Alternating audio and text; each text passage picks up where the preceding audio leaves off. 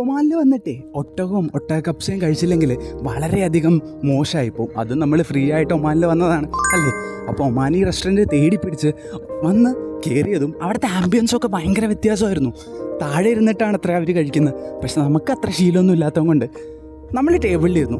ആദ്യം തന്നെ ഒരു വെള്ളവും കൊണ്ടുവന്നു, 60 രൂപയുടെ വെള്ളം. അത് കേട്ടപ്പോൾ തന്നെ ഞാൻ ഞെട്ടിമാമാന്നായി.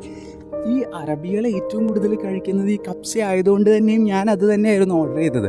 ഈ കപ്സ എന്ന് പറയുന്നത് നമ്മുടെ മന്തി റൈസിൻ്റെ അത്ര മസാലയൊന്നും ഇല്ലാത്ത അതിൻ്റേതായൊരു വേറെ വേർഷൻ തന്നെയാണ് ഈ കപ്സ. നമ്മുടെ സൗദി അറേബ്യയിലെ എല്ലാ വീടുകളിലും നല്ല ഫങ്ഷനൊക്കെ വരുമ്പോൾ വയ്ക്കുന്ന സാധനം. അതിൻ്റെ കൂടെ ഈ തക്കാളിയുടെ ഈ സോസും നമ്മുടെ മന്തിയുടെ കൂടെ കിട്ടുന്ന അതും ഈ ക്യാമലിൻ്റെ ഒരു പീസും വെച്ച് കഴിക്കുമ്പോൾ ഉണ്ടല്ലോ, എൻ്റെ ദൈവമേ, ഇത്രയും ടേസ്റ്റ് ആയിട്ടുള്ള സാധനം, ഭയങ്കര ടേസ്റ്റായിരുന്നു. അതിൻ്റെ കൂടെ ഇവർ കുറേ സാലഡ് പോലെ കുറേ ലെറ്റ്യൂസ് ആണെന്നൊക്കെ പറഞ്ഞിട്ട് കുറേ സാധനങ്ങൾ വെച്ചിട്ടുണ്ടായിരുന്നു. അതൊന്നും നമ്മൾ മൈൻഡ് ചെയ്തില്ല, പറ്റിയ ടേസ്റ്റൊന്നുമില്ല. അതും കഴിച്ച് ഇത് തീരാത്ത അവസ്ഥയായി. അത്രയും ക്വാണ്ടിറ്റിയാണ് ഇവർ 2 റിയാലിന് നമുക്ക് തരുന്നത്.